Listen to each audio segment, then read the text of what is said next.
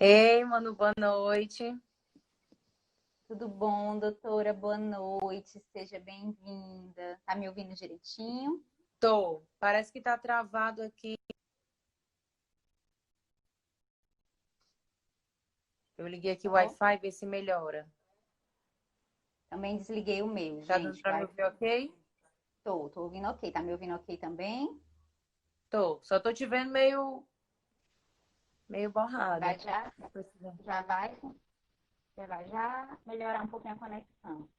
Então, qualquer coisa vai me sinalizando, doutora. A gente chegou hoje, né, no final da nossa maratona do mês de conscientização sobre a infertilidade, né? Quando a gente Uhum, idealizou essas lives, a gente queria aprofundar mesmo os temas com vocês, com as pacientes, com o pessoal que está aqui nas nossas redes sociais. E ontem eu disse que a gente ia fechar com chaves de ouro, porque o tema rende pano para manga, né? Eu acho que é sempre uhum, uma para os especialistas quanto para as tentantes, né, para as mulheres de uma forma geral. A gente vai falar uhum, sobre o impacto da idade na fertilidade da mulher e as alternativas para quem já sabe que vai adiar a maternidade, né, e quer fazer isso com segurança, né? E para essa uhum. conversa a gente está com a doutora Tiziana Lima, né, que ela é ginecologista, obstetra, especialista em reprodução. E daqui a pouco a gente vai saber mais sobre ela, mas eu queria pedir para vocês, nesse momento, aqui embaixo da doutora Tiziana tem um avião, é uma setazinha inclinada. Eu queria que você fosse nesse aviãozinho, compartilhasse com as suas amigas, para quem você queria que estivesse aqui junto com a gente, quem você quer que esteja junto com a gente, discutindo, pensando nesse tema. E doutora Tiziana, além dessas questões médicas que eu já disse, né? Sua titulação, e além de ser a Uhum. mamãe do ano, o que mais que eu posso contar sobre a doutora Tiziana? Bom, eu me formei na residência, né, pela Maternidade Escola, pela Universidade Federal do Ceará. E fiz a pós em São Paulo em 2018, mas antes disso, no meu primeiro ano da residência, eu cheguei na clínica do Dr. Evangelista, ele não sabia nem meu nome, não sabia nem quem eu era, e me abraçou, assim, me ensinou tudo que ele poderia e continua me ensinando, graças a Deus. E a gente está nessa parceria, né, de apoio e ele de aprendizado direto. Depois disso, né, eu virei a mamãe do Alfredinho e agora a mamãe da Maria Catarina, né? E aí, eu de perto, além de, assim, de médica, eu também acompanho como paciente, né? A infertilidade de pertinho, a endometriose e a SOP, porque eu acho que veio meio que um combo para mim, sabe? Eu acho que era o que eu queria trabalhar, acaba que vai puxando pra gente, né? Mas é muito bom a gente poder juntar os caquinhos da dor das outras pessoas, que é a infertilidade, que a gente olha para parece que é um túnel sem fim para quem está começando a jornada.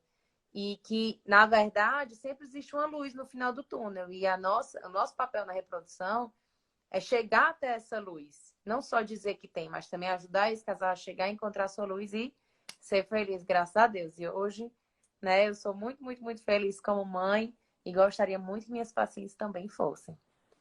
Acho Lindo, que é isso. doutora. E a gente sabe que é uma travessia, né? E é É. importante equipe e pacientes estarem em uma sintonia. E para a gente começar com o tema logo de hoje, a idade. Por que a idade para a mulher? Porque a gente fala tanto, né? Tem 10 anos que eu estou com o doutor Evangelista, né? Trabalhando com ele na parte do jornalismo.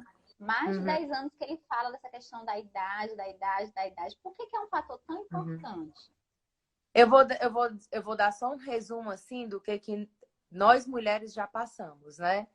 Hoje nós conquistamos o mercado de trabalho, hoje nós conquistamos a nossa independência financeira, hoje nós conquistamos até lideranças de grandes empresas, graças a Deus.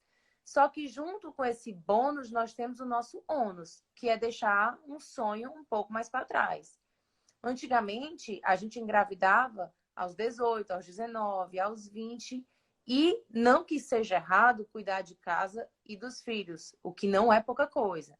Mas que hoje algumas mulheres sonham em ter o seu lugar de trabalho, em ter sua independência financeira, além da maternidade. Só que para conseguir ter uma maternidade, né, financeiramente estável, elas querem se estabilizar primeiro na carreira para depois ter o filho. Então, que antes as pessoas engravidavam aos 20, Hoje as pessoas estão engravidando aos 35, aos 36, aos 37, aos 38. E o nosso maior inimigo, né? O maior inimigo das mulheres é tempo. A gente tem um relógio biológico diferente do homem. O nosso relógio, ele para mais rápido, ele para mais cedo. E quando ele começa a parar de funcionar, ele começa a dar os seus primeiros nãos pra gente, né? De baixa reserva ovariana. Então, não adianta a gente postergar muito a maternidade, porque vai chegar uma hora em que a gente não tem como realizar esse sonho de forma 100% natural, como gostaríamos. Graças a Deus, a reprodução humana está aí para dar o nosso plano A, B, C, até o Z.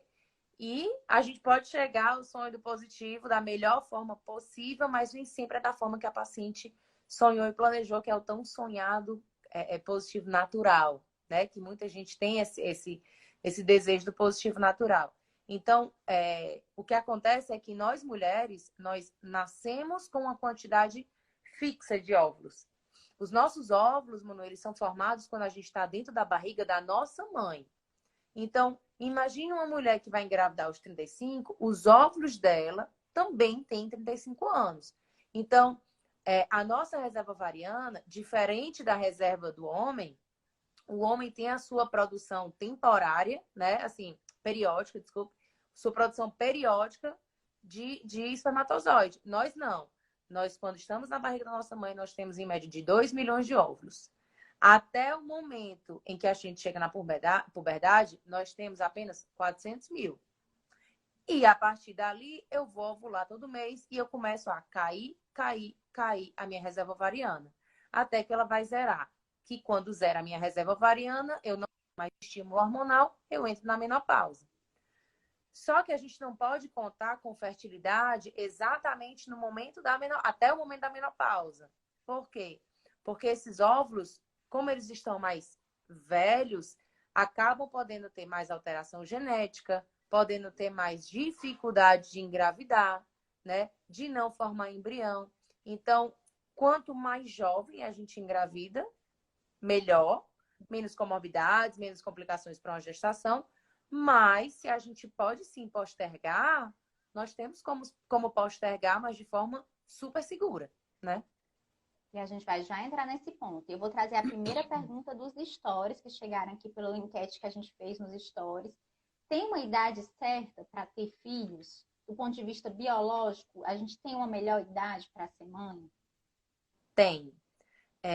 Quanto mais jovem, né, teoricamente, melhor, porque a gente tem menos comorbidades.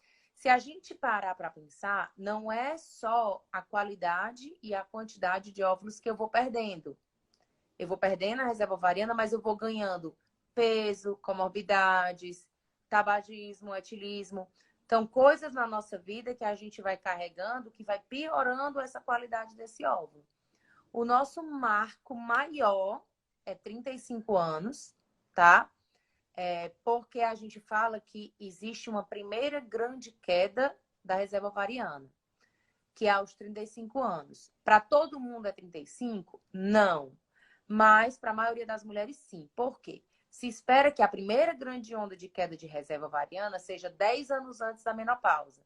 Se a mulher brasileira ela tende a entrar na menopausa aos 45 anos, eu dou uma média para a população de 35 anos, né? 45 para os 35 anos eu tenho a minha grande queda.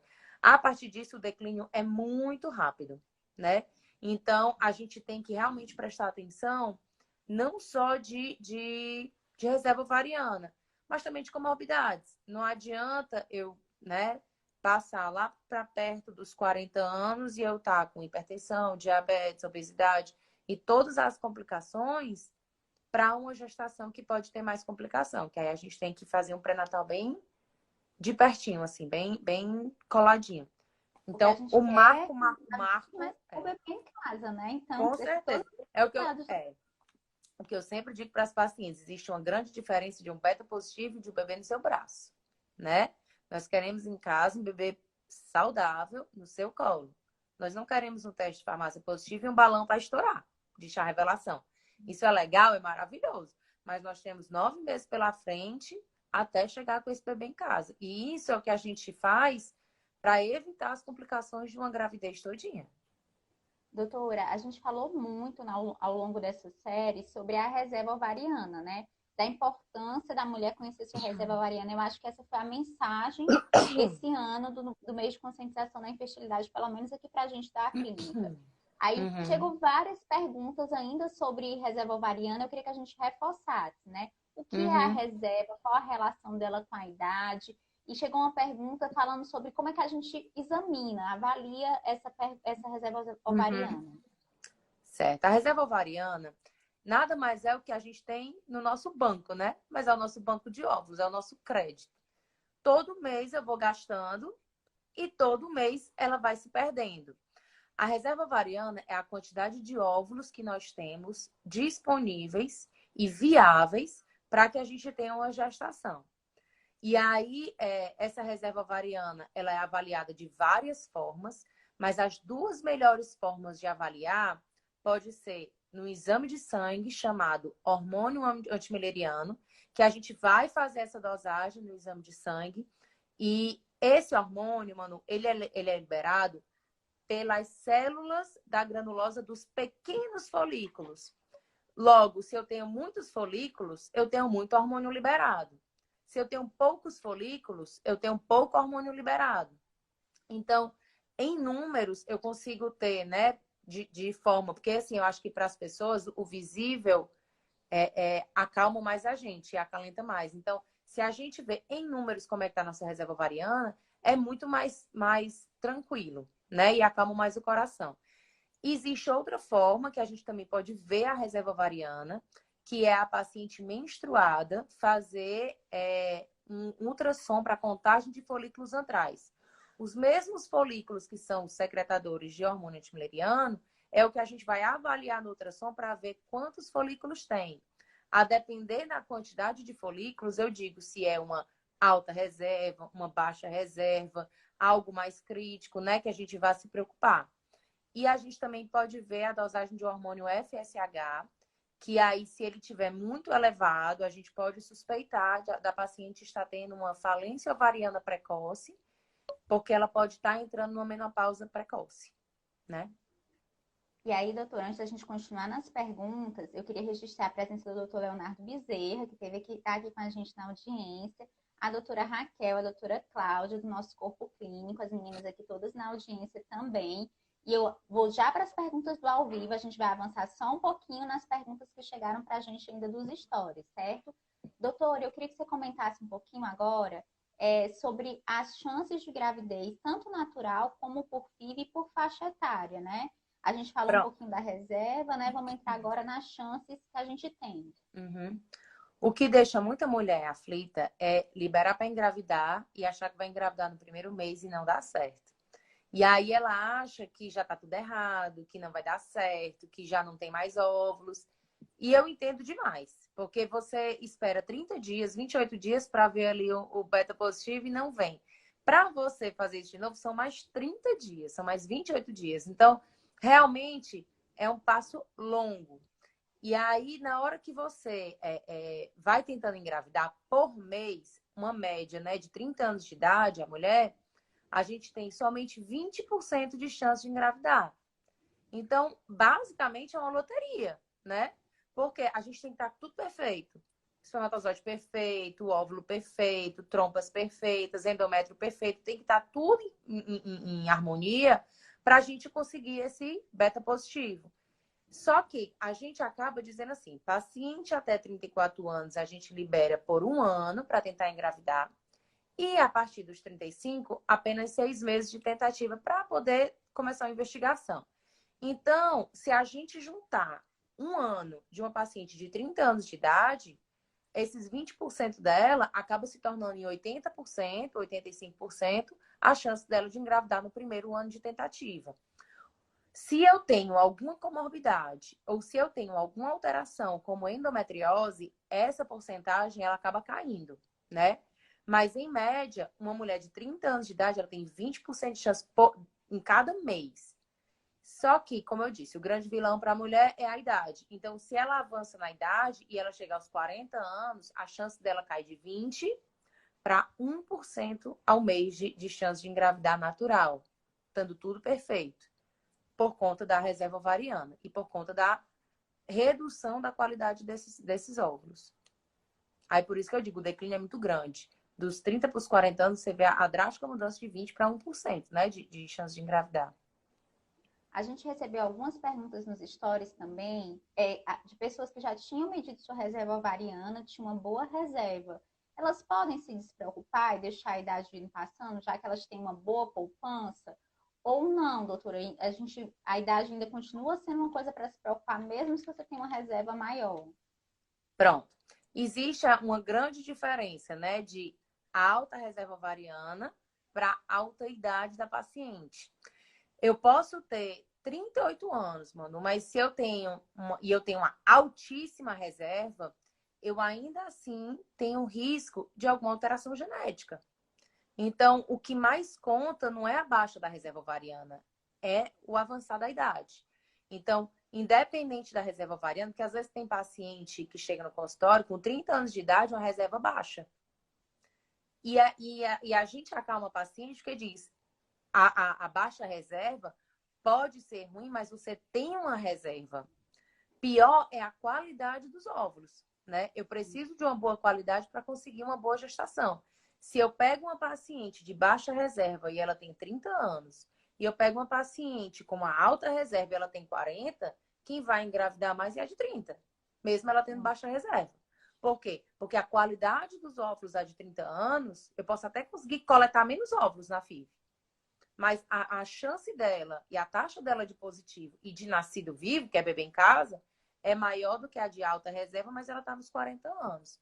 O que deixa muita mulher segura é achar que é saudável, faz academia, faz dieta. E muita mulher acha que porque ela tem um estilo de vida saudável, ela vai continuar com a sua reserva ovariana em qualidades lá em cima e excelente. O que não é verdade. Não tem Ajuda nada muito. que faça, doutor, em casa para rejuvenescer esses óvulos, pelo É. amor de Deus. Então, até existem coisas que a gente possa fazer para melhorar os tratamentos, mas assim, não existe aquele botox de 6 meses, como a gente aplica na pele, que a gente vai aplicar no ovário, né? Não Ainda tem, não existe. não Existem não estudos em andamento para reativação folicular, mas assim, a gente tem que preservar mesmo. A gente preserva o que a gente tem.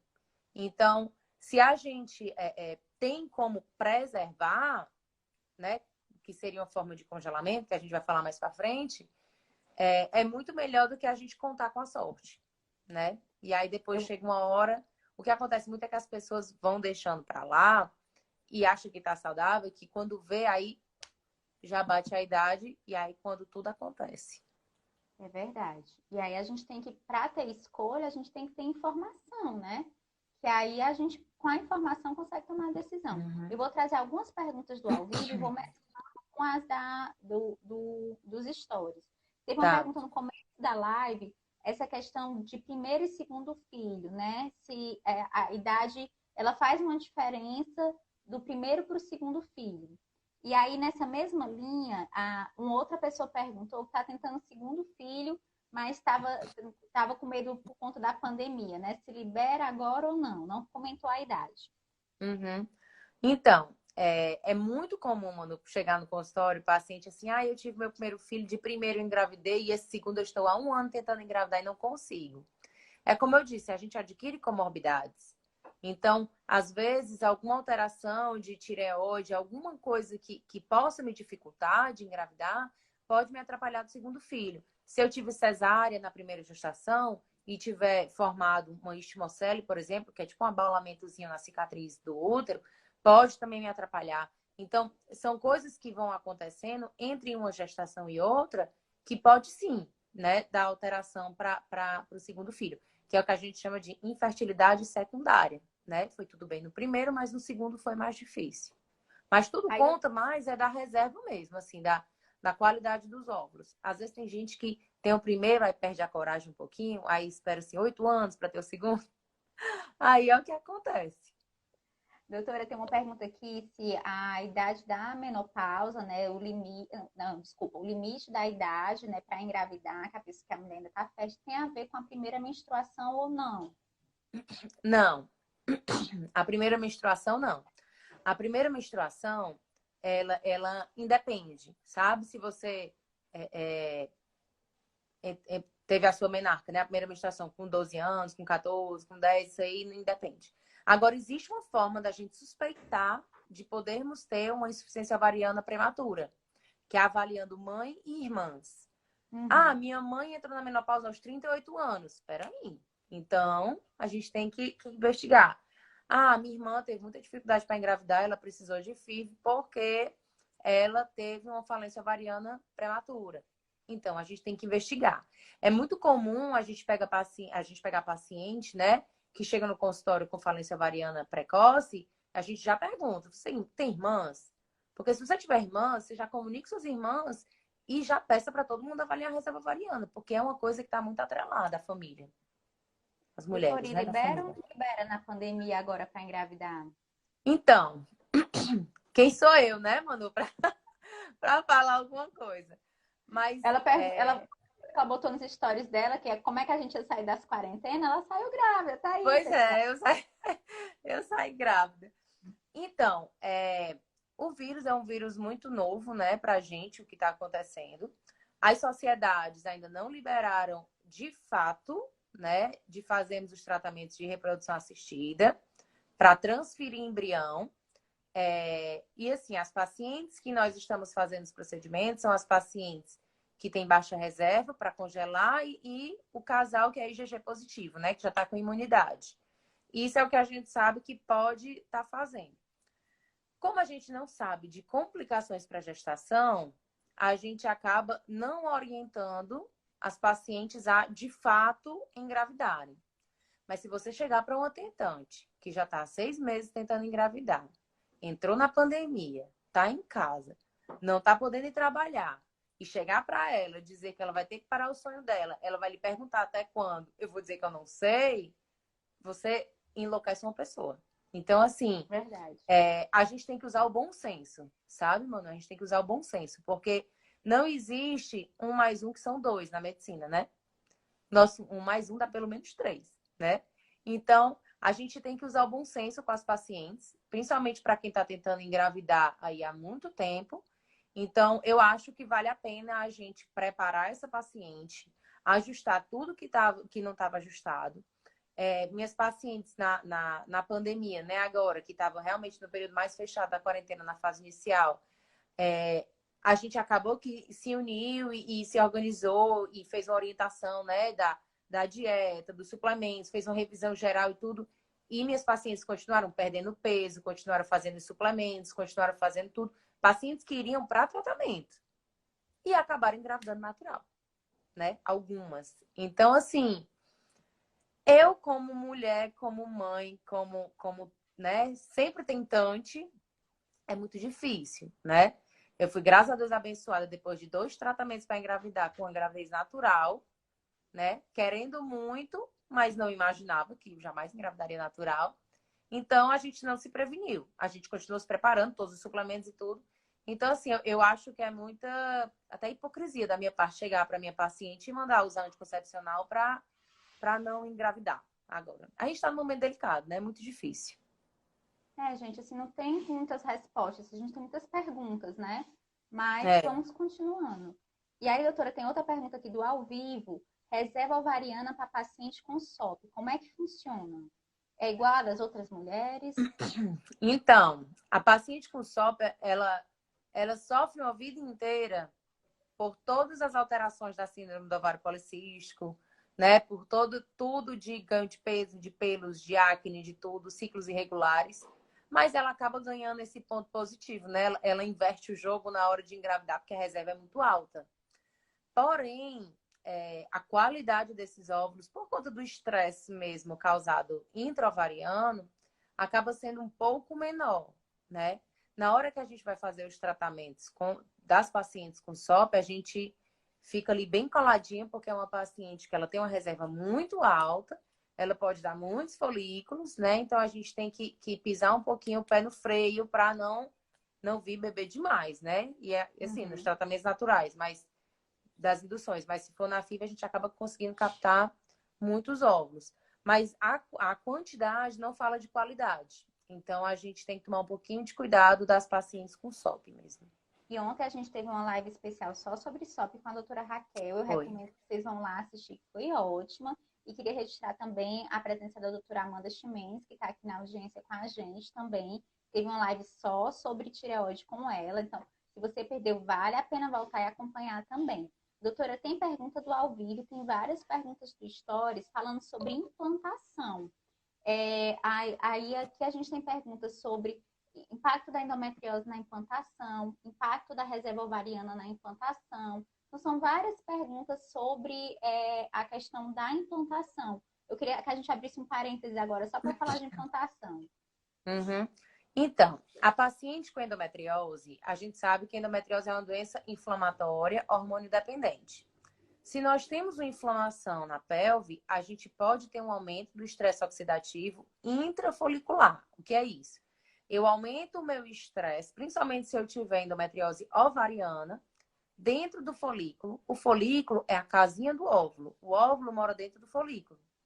Se eu tenho alguma coisa que cause um estresse dentro da casinha dele, ele vai ser afetado.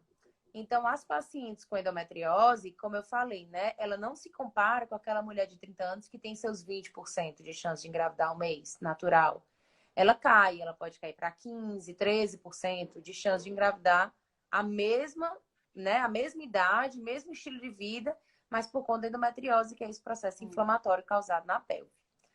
Tudo depende também de quão disseminada está a endometriose, se ela pega ovário, se está associada à adenomiose, que aí vem o nosso medo da implantação na adenomiose, mas a gente se preocupa mais assim, o paciente está com alguma lesão no ovário? Não. Então, a gente acaba aumentando um pouco as chances da qualidade do óvulo dela. O que acontece é que não é só a falha de implantação da endometriose, é a qualidade em si do óvulo. Então, você está ali tentando formar um embrião e muitas vezes o embrião para de evoluir. Muitas mulheres só veem o processo até chegar no positivo. Mas Deus está trabalhando há muito tempo, preparando esse embrião, né? Quando a gente acompanha lá na clínica, né, por time-lapse, vamos supor que a gente tenha 6 embriões se formando ao mesmo tempo. A gente consegue ver, tipo um Big Brother, né? Uma incubadora, tipo um Big Brother, que a gente consegue ver como é que estão evoluindo os embriões. A gente vê que tem embriões que param no primeiro dia, que param no segundo dia, que param no terceiro dia. Por que que eles param? Porque eles não conseguiram evoluir. Alteração genética, fragmentação, o que que aconteceu, entendeu? Má qualidade do óvulo.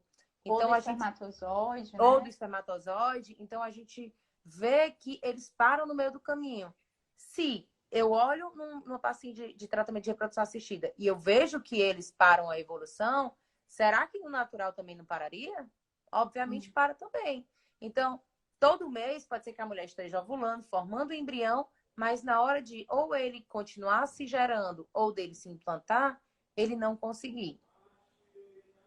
E aí, doutora, a gente vai seguir agora para o nosso próximo tópico da live, né? Que é a questão do congelamento, né? Uhum. Que hoje em dia, inclusive, a gente chama de congelamento social. Eu já sei que eu vou precisar já minha maternidade. Estou aqui, eu nos meus 33, 32 anos. Vou fazer o mestrado, doutorado, ou então ainda quero comprar o apartamento. Não encontrei uma pessoa, um companheiro para dividir essa jornada comigo. Tem tantos fatores que às vezes fazem a gente adiar, né? Tem tantas coisas que cada mulher tem sua história, sua trajetória, mas essa mulher sabe que quer ser mãe. Uma coisa ela tem certo, eu quero ser mãe independente de qualquer coisa. Então, o que é que ela pode fazer? O congelamento hoje realmente é uma alternativa? É um tratamento eficaz? Pronto. O congelamento de óvulos, ele já existe há muitos anos. Só que ele sempre foi usado para preservação de fertilidade com as pacientes oncológicas. Então, paciente com câncer de mama, descobriu câncer de mama, vai para a quimioterapia, né? ela tem que fazer, se ela quiser, né, essa preservação da fertilidade. A gente induz, capta os óvulos, congela, aí ela segue para o tratamento, isso é coisa rápida, né, para ela não perder o time. E aí, em 2012, né, foi se reinventado, né, foi se reclassificado esse congelamento de óvulos para congelamento social de óvulos, para poder nós, mulheres que queremos postergar a maternidade, que a gente possa nos assegurar de que a gente vai ter esse bebê no futuro. Eu posso te dar 100% de certeza que vai dar certo? Não, nada na vida é 100%. Só Muito, a muito... amostra. Exatamente. Então, muito menos quando eu tô falando de medicina, né? A medicina, ela nos dá muitas portas, mas nem todas estão com prêmio atrás dela, né? Então, a gente precisa sempre estar nessa evolução. E graças a Deus a gente tem a opção de congelamento de óvulos. Congelamento de óvulos, eu vou até falar logo direto, né? Que eu acho que tem algumas perguntas, né? De idade e tudo. Então, vamos lá. O congelamento social de óvulos, ele existe sim um prazo para a gente poder congelar esses óvulos. Não existe assim, eu cheguei nos meus 38, não posso congelar? Pode. Nós temos o nosso marco, que é os 35, que eu falei, mas lembrando que nós estamos congelando óvulos.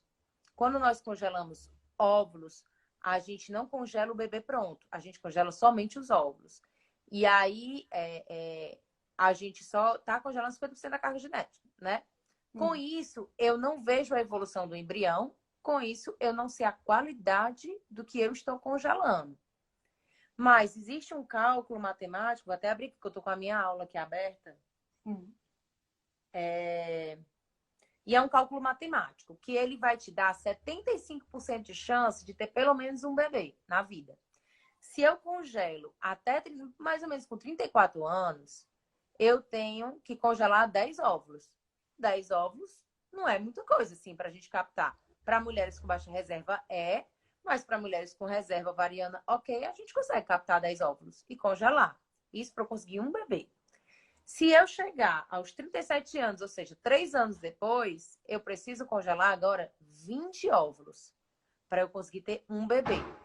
E se eu chegar aos 42, que é o que às vezes acontece, eu preciso congelar 61 óvulos para eu conseguir ter um bebê euploide, saudável e sem alteração genética. Então, a gente vê que ao longo dos anos, a gente vai perdendo essa qualidade. Então, eu preciso de mais óvulos para poder ter certeza que vai dar certo. Esse congelamento veio para salvar muitas mulheres, Manu. Tipo assim, de conseguir conquistar a carreira, de conseguir chegar a hora, né, da pessoa certa, a não ser das mulheres que querem produção independente, que isso é uma opção com certeza, né? Mas existem muitos casais que querem fazer, sim, um congelamento de óvulos. E, às vezes, a gente pode congelar um embrião. Existe a grande diferença entre congelar óvulo e congelar embrião. As respostas são muito melhores quando a gente congela embrião. Porque a gente sabe o que a gente está congelando. Né? Qual é a diferença de congelar óvulo e embrião? Isso. Porque, assim, quando a gente congela um embrião, a gente dá uma classificação para o embrião, então eu sei a qualidade. E pacientes que vão congelar nos seus 38 anos, por exemplo, ela pode fazer biópsia dos embriões e ela já sabe até se tem alteração genética do que ela congelou para preservar. O que está acontecendo muito lá no consultório são as pacientes que estão querendo engravidar depois dos 37, 38. Aí o que elas fazem? A programação de agora é congelar para o segundo filho. Então, a mulher, ela já está se planejando. Só essa semana passaram 2 com a mesma história. Foram com os noivos, queriam casar, curtir o casamento, liberava natural, e aí depois iria usar os embriões congelados para poder ter o segundo filho. Então, nós não pensamos, às vezes a gente não pensa em ter só um filho, a gente quer ter um segundo e quer dar essa chance de ter esse segundo filho, né? O que muitas mulheres não sabem é as etapas que nós passamos para chegar até essa coleta, né?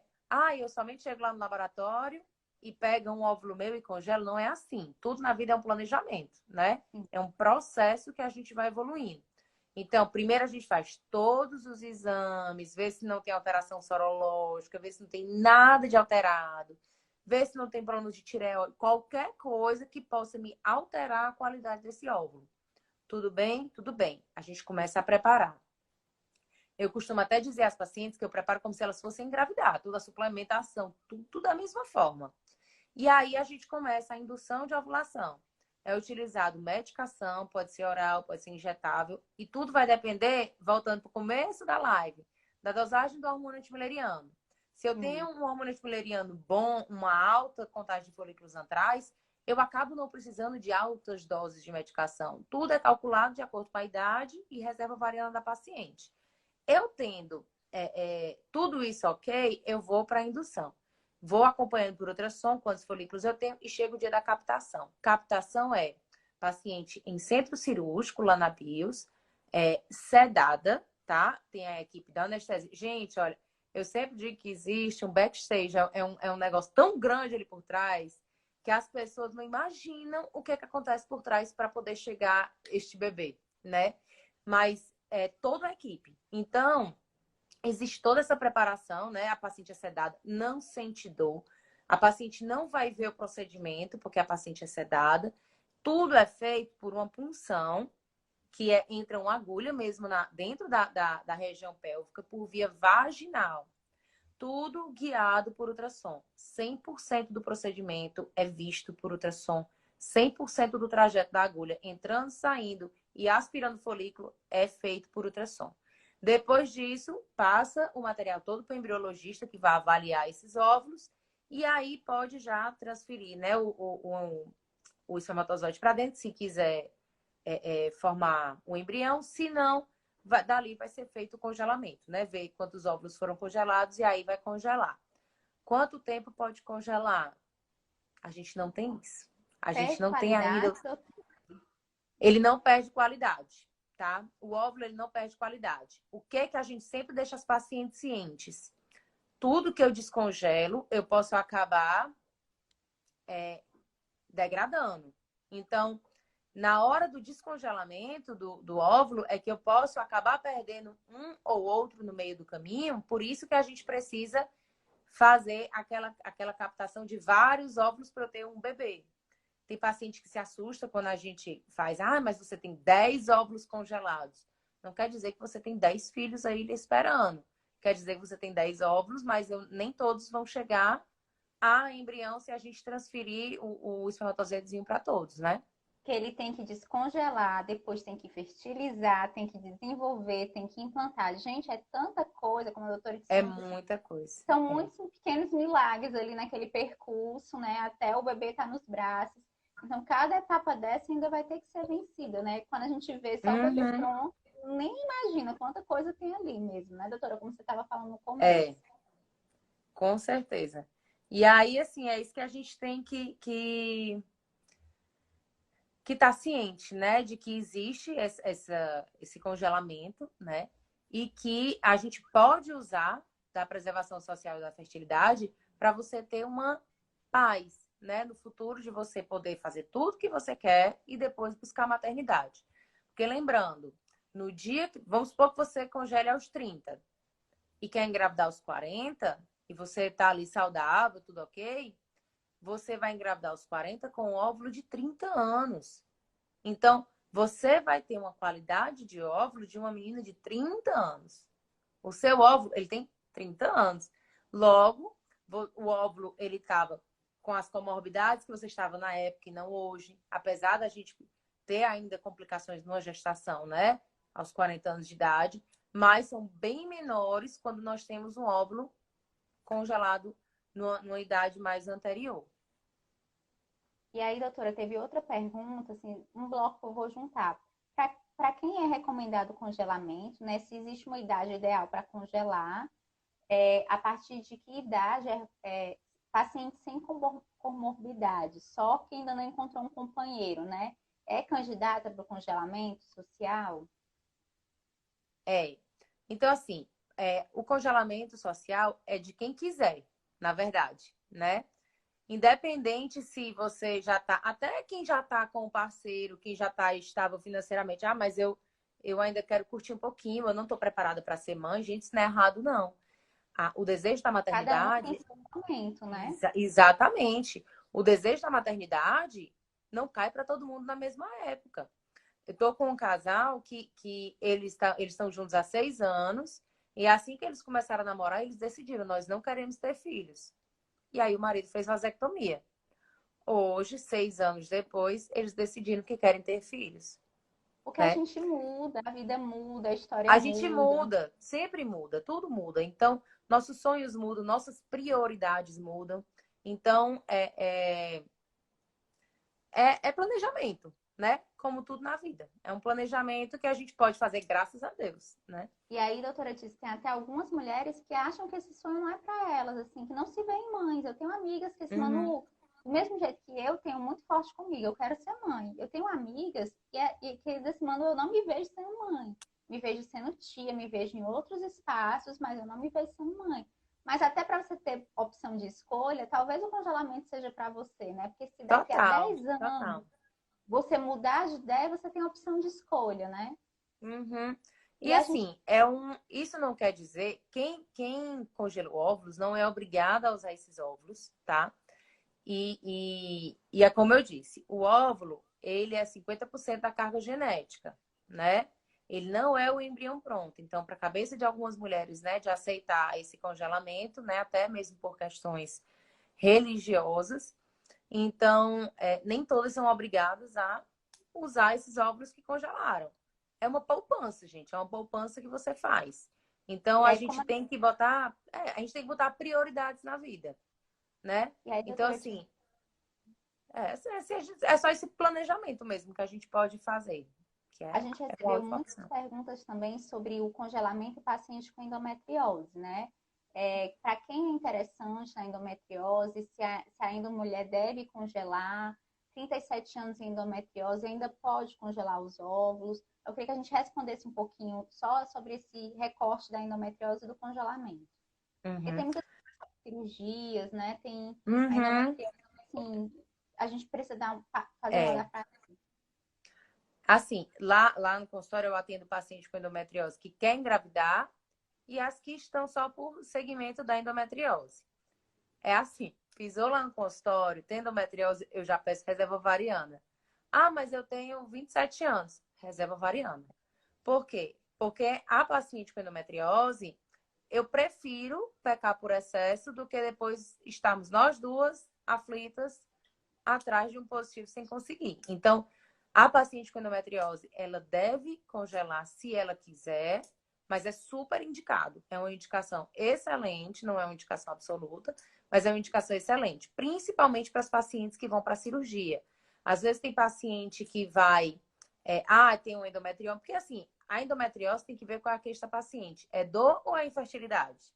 Sim. Qual é a prioridade dela no momento? Tá, tá, tá mais com dor ou ela tá querendo filho? Então, não. O que tá me atrapalhando muito é dor. Eu tenho 30 anos, né? Eu tenho endometriomas grandes, bilaterais, vou para cirurgia.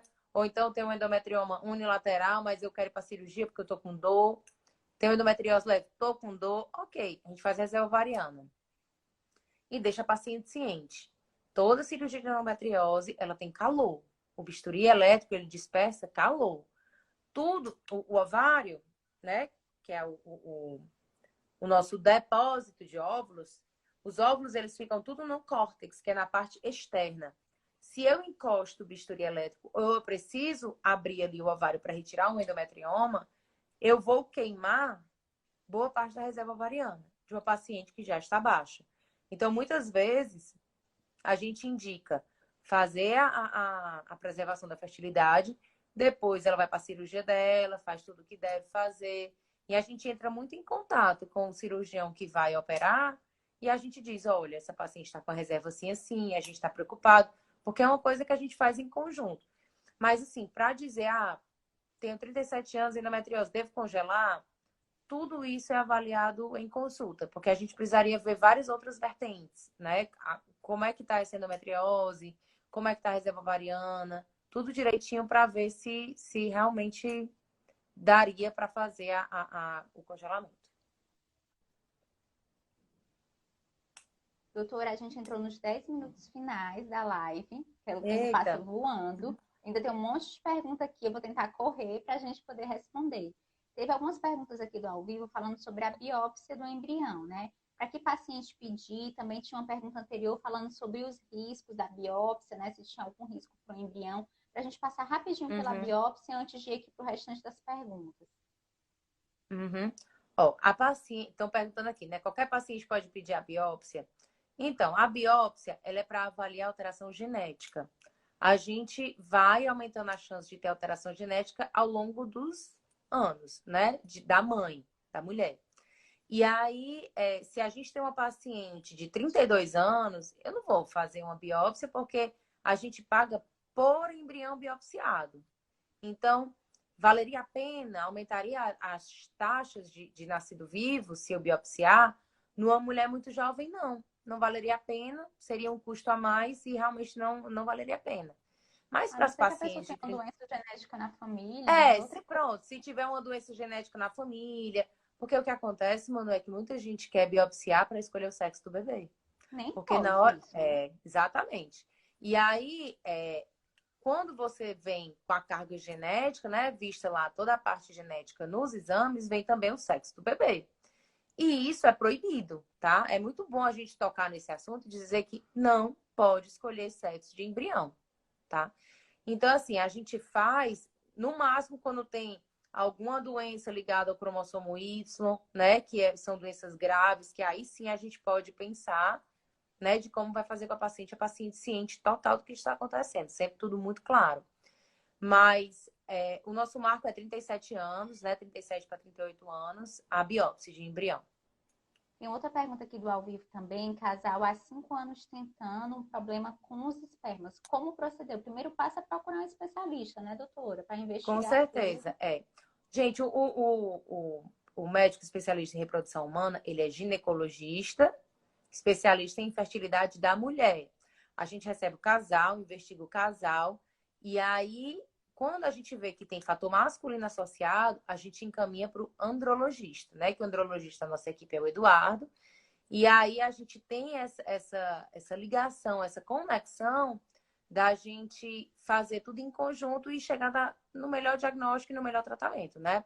No diagnóstico correto e no melhor tratamento para o casal. Porque lembrando, o sonho é do casal, o bebê é do casal. Não existe esse da mulher se cuidar e o homem não ir atrás do problema dele, né? Os dois têm que investigar. E tem até live salva do doutor Eduardo. Vale a pena compartilhar com os companheiros, que foi muito boa a discussão. Doutora, a gente tem uma última pergunta do ao vivo para terminar, as que chegaram nos stories. A paciente passou pela dor de perder o bebê, passou por uma curetagem muito nova, ainda 25 anos, perguntando sobre as chances de gravidez, né? Também tem que ser um caso avaliado individualmente, mas muitas mulheres passam por essa dor e conseguem depois, né? Eu queria só que você pontuasse aí alguma Uhum, coisa para ela. uhum. Existe um marco entre as pacientes que tiveram a perda e passaram pela curetagem e não passaram pela curetagem. E dentro da curetagem nós temos dois tipos, uma aspiração e a curetagem. A curetagem em si, ela é um pouco mais agressiva e a gente tem muito medo das curetagens, nós da reprodução, né? Hum. Porque ela pode provocar uma cicatriz no endométrio. Essa cicatriz podem provocar sinéquias, que são traves de fibrose, e atrapalha de verdade da paciente conseguir engravidar. É como se Porque fosse uma cicatriz dentro do útero, doutora? é como se ela fizesse várias pontes ligando as duas paredes, anterior e posterior do útero, trava tudo, sabe? Vira várias traves, como se fosse uma teiazinha. E aí, isso é o que a gente chama de síndrome de Asherman, né? Que dá essas traves de fibrose. Tem que operar para poder tirar a trave, por histeroscopia, enfim. Toda paciente que perde um bebê é muito difícil. Eu, como mãe de anjo, né? Eu sei que é muito difícil a gente tá acompanhando a gestação, parar a evolução, e aí o médico olha pra gente e fala assim: o ideal é que você espere descer naturalmente, porque tudo depende da idade gestacional. Se for uma idade gestacional bem precoce, né, bem no começo da gestação, com um saquinho pequeno, a gente pode esperar descer de forma natural.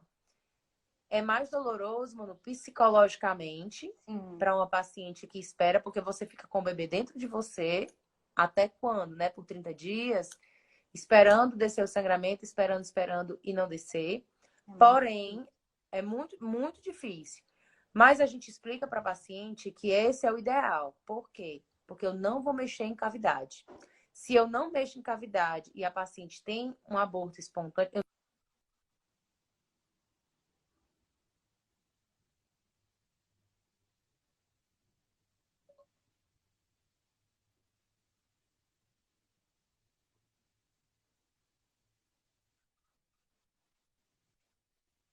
né?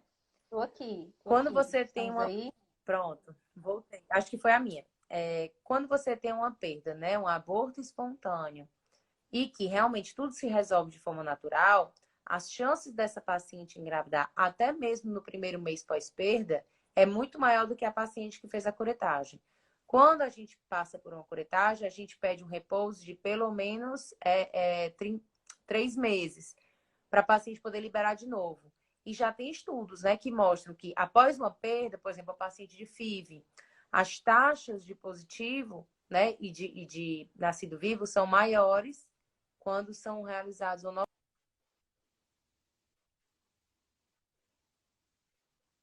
Doutora, a gente está chegando nos últimos minutinhos aqui pelo meu relógio.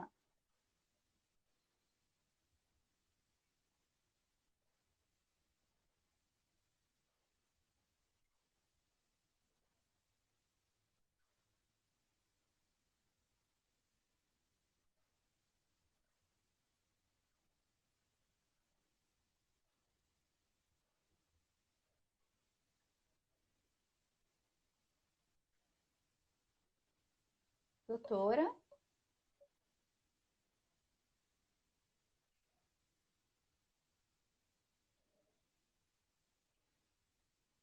a gente está carregando. Vamos só esperar carregar aqui um pouquinho.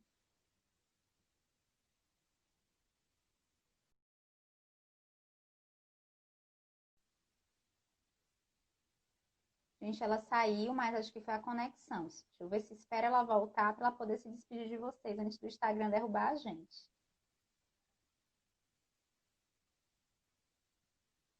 Ela saiu aqui. Vamos lá, a doutora já voltou.